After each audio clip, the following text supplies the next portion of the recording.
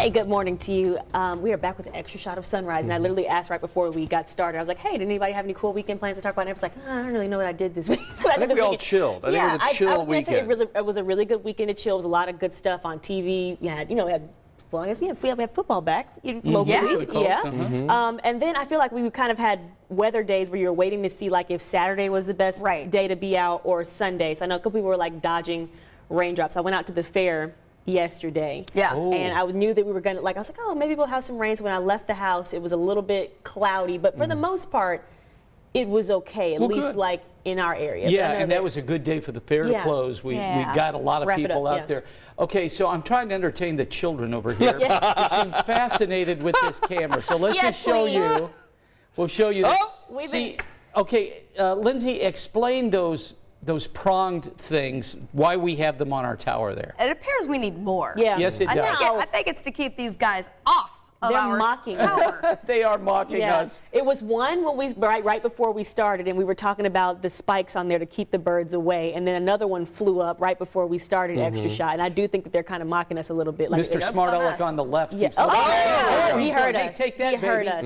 Okay, well, there's a little bit of fog in downtown Indianapolis right now, but there's more in places like Tipton where the visibility is about a half mile this morning. And from basically Muncie to Marion, we're seeing some thick fog. Not too bad there at Geist this morning, but we do have a decent day to start out back to school, back to work. 65 in Danville and Indianapolis.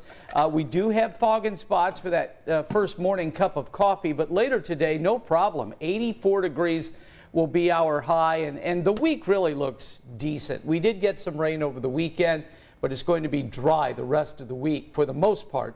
Friday, 87. We're back up to 90 on Sunday, which I still can't imagine because we're knocking on the door of Labor Day. But we may see one or two. You think, Lindsay, one or two maybe? Yeah, looks like it. Saturday, Sunday. Not too bad. And real quick, I did want to take you to the traffic computer because we have some incidents, and there were kind of causing some big issues here. One's on the west side, 465 southbound. There's a crash blocking both the left lane and the right lane, so everyone's kind of squeezing down into a couple of lanes. Here's a live look at that crash scene.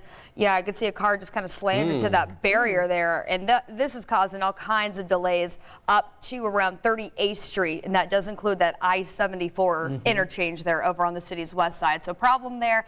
Also over in Greenfield, we've got an issue near State Road 9. So that's going to be I-70 approaching Greenfield. Not quite sure what's going on there. There's been a lot of cars that have been, it's in NDOT 2 if the controller wants to pull this up.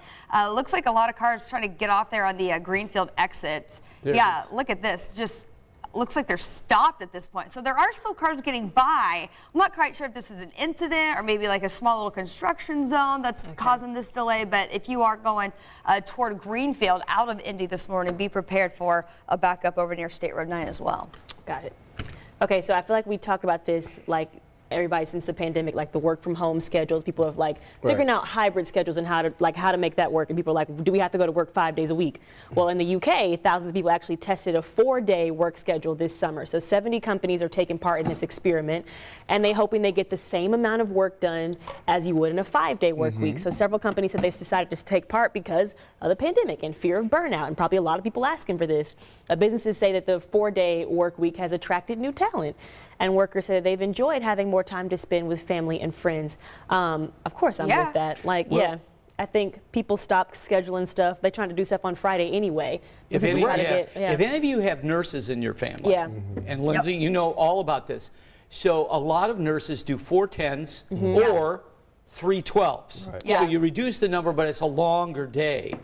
And most nurses, well, when I was in the hospital with bypass, I met every nurse and on the north side, and they all worked either 410s or 312s, and almost all of them liked it. Right, you get more time off, you're more concentrated the work day. I think it's just a good incentive, I think, because with everything that changed, you just realize that you just don't, everything doesn't have to be done the same way, just because I think all professions, that's one where you're caring for people around the clock, but there are a lot of professions where hairstylists a lot of times don't work on Mondays because they have such a heavy weekend. And so there are just certain different strokes for different folks. So I think that like I would work harder if I knew that I could get a 3-day weekend. I would try to make sure I got everything crammed in, like the 4-day work. So I don't know. Think about it, like as a reporter, I mean, you're setting up stories, you're going on shoots at all kinds of day whenever the interview subject's available. Sometimes we end up working like 10, 12-hour days, and it's like, well, just got to get the work done. You know, salary It's called doesn't straight matter. salary. Yeah.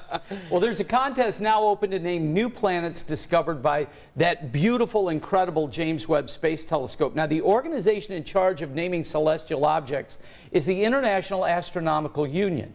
It's launched the Name Exo Worlds 2022 competition to our whole planet. And fittingly, an exoworld is considered to be any planet outside our solar system. So, you know, we have the solar system, then much more outside of that. Now, here are the rules. You cannot name one after yourself, your pet, or give it religious or military significance. The public can submit their names through November 11th. The winners will be announced next March. Because this is open to the planet, it'll be interesting to see what some of these names will be. Some of them, I predict, will be names that are not pronounceable by us. Because they're from far-flung parts of this planet. But it'll be very interesting.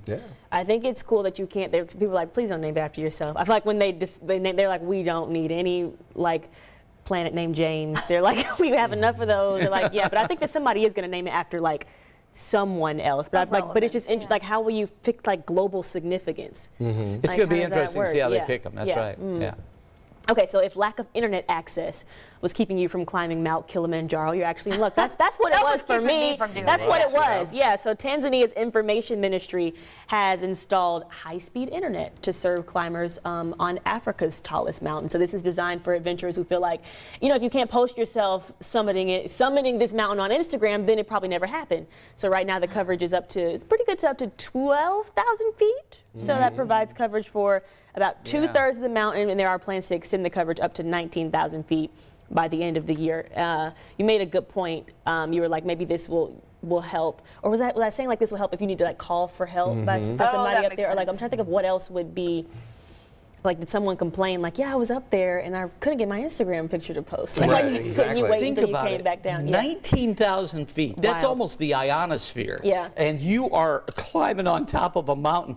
I would think the last thing you want to do is make a call. I can agree with that. Can I order a pizza Donato's Yeah. for when I get down? Like, I would like to snap it. If I had done something like that, I would snap a picture, but I wouldn't be worried about posting it while I was up there, too. So I feel like there definitely has to be some other reasons beyond that they were like, let's go ahead and get some Wi-Fi on this mountain. I feel like satellite service has to be a thing at some point, Yeah. right? At like some you're point. getting You would close think, up there yeah. to the space realm at that point. Well, that's going to do it for this edition of Extra Shot. Thank you so much for joining us. We'll be back tomorrow, Tuesday, bright and early, 4 a.m. on Sunrise. We'll see you then. Have a great day.